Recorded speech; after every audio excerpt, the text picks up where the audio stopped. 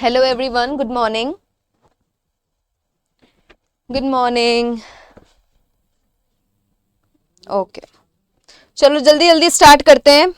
आज का पहला वर्ड, ऑल राइट, एप्रोबेशन। एप्रोबेशन का मतलब है परमिशन देना, किसी को परमिट करना किसी चीज के लिए। ऑल राइट, पहला वर्ड है अप्रूवल। पहला वर्ड है आपका अप्रूवल। अप्रूवल का मतलब किसी की कोई चीज के लिए हम परमिशन देना। जैसे बचपन में मम्मी से बोलते थे, मम्मी मैं खेलने चला जाऊं, मम्मी बोलती थी जा चला जा, राइट, परमिशन देती थी मम्मी, उसी को बोलते हैं अप्रूवल। अगला है एंडोर्समेंट। एंडोर्समेंट का मतलब है सबके सामने कोई चीज को जो है एक्सेप्ट करना, ठीक है, लोगों के सामने कोई चीज को एक्सेप्ट करना। थर्ड है एस्टीम। एस्टीम का मतलब है किसी चीज को अप्रेज करना, किसी चीज को जो है वो आदर देना। नेक्स्ट है सैंक्शन। सैंक्शन होता है जब कोई भी काम होता है तो उससे पहले जो सिग्नेचर्स होते हैं, कोई भी डॉक्यूमेंट्स को साइन किया जाता है कि हाँ ये काम हो रहा है, अप्रूव करते हैं, परमिशन देते हैं, उसी को बोलते हैं सैंक्शन। और लास्ट है हमारा परमिशन, जो आप सबको पता है।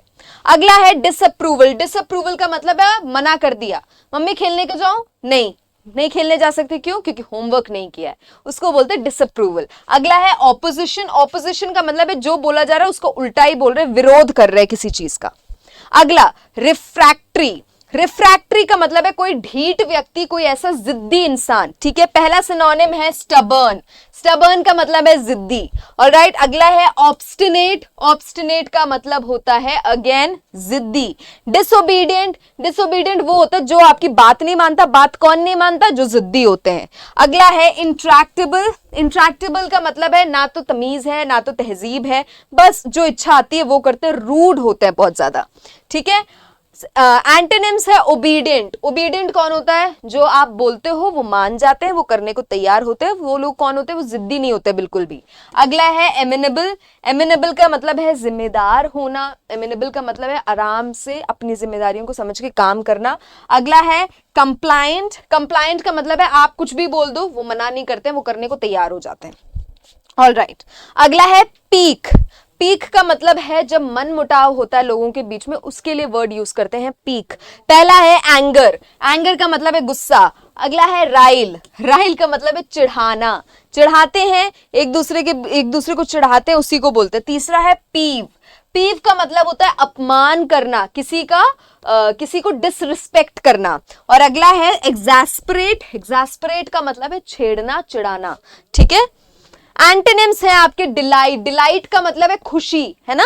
और अगला है चीयर। चीयर कौन करता है? चीयर करने का मतलब है एनकरेज करना। जैसे कि आपके फ्रेंड क्रिकेट खेल रहे हैं और आप उनको, आपकी टीम का मेंबर जो है बैटिंग कर रहा है ना, तो आप क्या करते हो? आप चीयर करते हो कि और अच्छे से खेले, उसको बोलते हैं।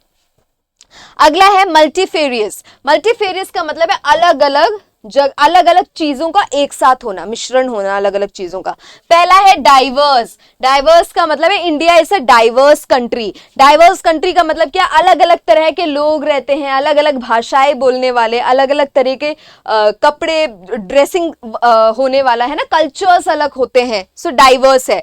मिसलेनियस का मतलब है अलग अलग चीजों का एक साथ मिश्रण होना। ऑलराइट, मैनिफोल्ड का मतलब है कई तरह के, कई गुना चीजें।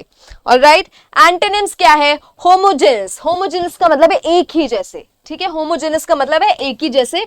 आइडेंटिकल का भी मतलब यही है कि एक जैसे सब। ऑलराइट, अगला वर्ड है टॉर्पर। टॉर्पर का मतलब होता है बहुत ही आलसी व्यक्ति। टॉर्पर का मतलब होता है बहुत ही आलसी व्यक्ति। पहला है लैंगुअर। लैंगुअर का मतलब है ढीले ढाले, काम चल रहा है चलाओ, ऐसा कुछ भी नहीं है कि अच्छे से एनर्जेटिकली काम करना है।